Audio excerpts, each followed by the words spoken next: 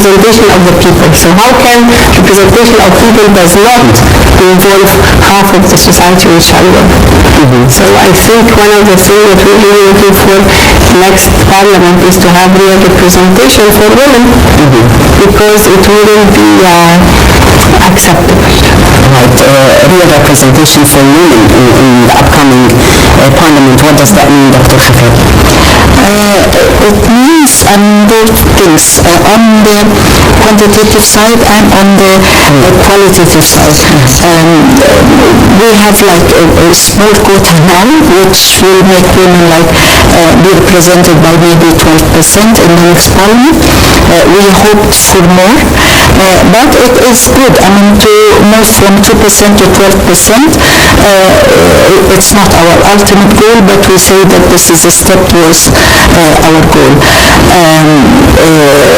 Also, I mean, because we at the Alliance for Arab Women, we work a lot, and we've been working for the past year to support women candidates who are going to run for the coming elections. And we were surprised to see how women are eager actually in Egypt to participate. Women from rural areas, from old governorates, and so on.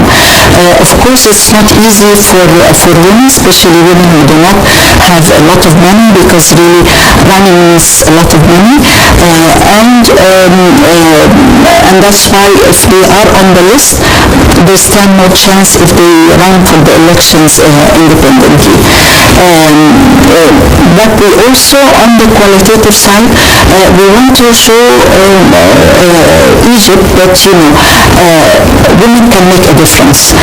So it's not only having a number of women, but also what are they bringing to the parliament that men did not bring before, because they can actually sort of reflect so many of problems, of aspirations, of both men and women and children, actually, because these are the ones who really care for everyone in their families, the backbone, and can bring a very positive perspective to the parliament that was not there before. So these are women who are not going to talk about problems of women only, but they're going to talk about problems of the whole society. And this is important, and we're looking forward to a presentation that we had hoped that it is going to be more, but at least, I mean, they should be coming together also and lobby together and work in coordination, so that things that we had hoped for would be realized in the coming hopefully. Dr. Asfour, what do you think women could bring to the upcoming parliament that men did not actually reflect on previously? Dr. Khefagy argues that women are not only going to bring women issues, but societal issues at large, ailments of the whole family, of the society at large. What sort of ailments that should be addressed, from your opinion, in the upcoming parliament? Quality of life of our people. You see, because that is the whole issue. I mean, sometimes even alongside the African side, when we hear the leaders, including all of our 54 leaders, say that we need Africa to be free from hunger, free from disease, free from illiteracy, free from ignorance, I challenge and say no. We want our people to be not free from hunger, but well nourished, not free from disease, but healthy, not free from poverty, but wealthy, not free from ignorance, literacy, but well educated. This is the whole issue. It's about the people. It's about how we really make the people who have all the resources we need. And the potential. We have to build the capacity of our people. We have to invest in our human resources. We have to have the legislation that empower our people, our women, our youth. It's not about me and you, it's about us. And that's, I think, what should come to our parliament. What are the laws that should be put on table that will really empower our people, that will get them a share of each resource of our country, that will make their life much better, that will make their life a real life that they will be very happy. We don't have to have street children.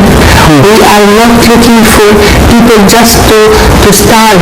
No, we want our people to be really, they are belonging to Egypt, and Egypt should care for them. And the legislative power, which is the parliament, is the power that could give them all the legislation that gives them dignity, gives them quality of life, and give them the real power to be proud to be Egyptians. Definitely.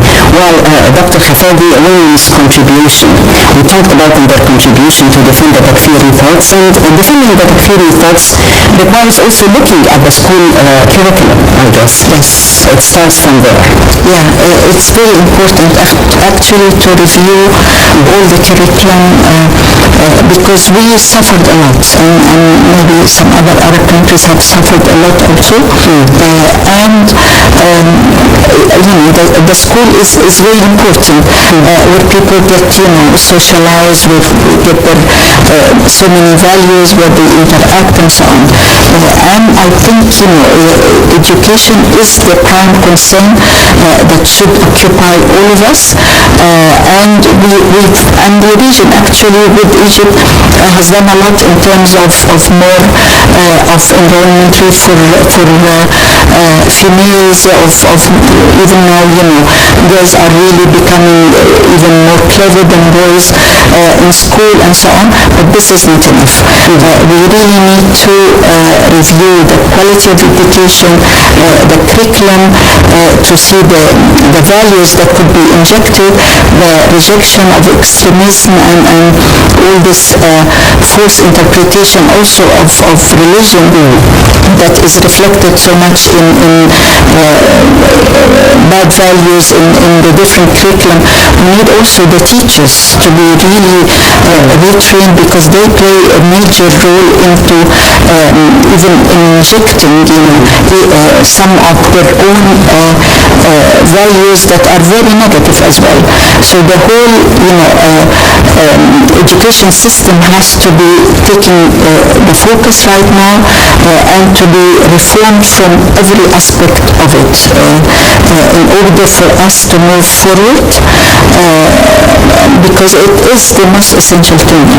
Right, education, and you have mentioned among the triple S, the society, putting under the society Dr. Asfour, the media, playing a very important role in that respect. It's very important, because my theory about the triple S is actually changing the mindset and building a culture of forgiveness, culture of peace, culture of coming together. It's the culture of really no discrimination, any discrimination whatsoever, whether by gender, by religion, by sex, by any means, is not acceptable. So actually the media has also a lot to play. The drama, the educational programs that comes together, the stories for the children, the heroes. We have to bring about, even at the first, in the ancient time, even at our first Islam period, the role of women was very, very, very, very highlighted and very effective. You found her even at wars, and in terms of peace. And even one woman was, at some point, she was the minister of, at some point, responsible for all the food, for security, for all for everybody. I mean, there is a misinterpretation of religion, and there is a culture of discrimination. So how can the media play this, whether in the drama, in the films, in the program, in campaigns? It's very important, because the television now and the media is the one who is really playing a big role which affects. And the children's stories, this is very important, because tell me now, where are our heroes? It's all the children, that's all the Western stories. And also the violence we find in the air. Everywhere. Tell me now, the cartoons, the video games, everything is playing with guns, playing with bombs. Now the children know all the types of guns present through these video games, which is promoting violence. Not only here, even in the West, they are doing this also, as Dr.Amany said, the teachers are very important. You know that Norway and Denmark, the high scorer at school are the people who go to be teachers. Right now, the teachers are the ones who really get the lowest scores. It's not right. It should be one of the summit. It should be one of the top faculties to go to teach to children.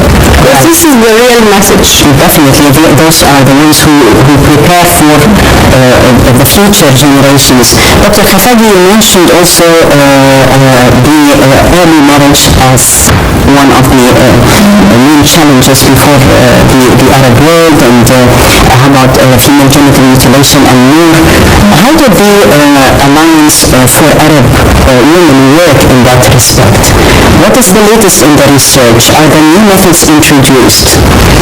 Well, actually, our research is very much also related to poverty, because the poor family who does not have enough resources and so on would be happy to marry the girls at early age and so on. And unfortunately, the malinterpretation of Islam and so on tell families and maybe imams who are not really sort of understanding the religion well and have bad influence on families is that the earlier marrying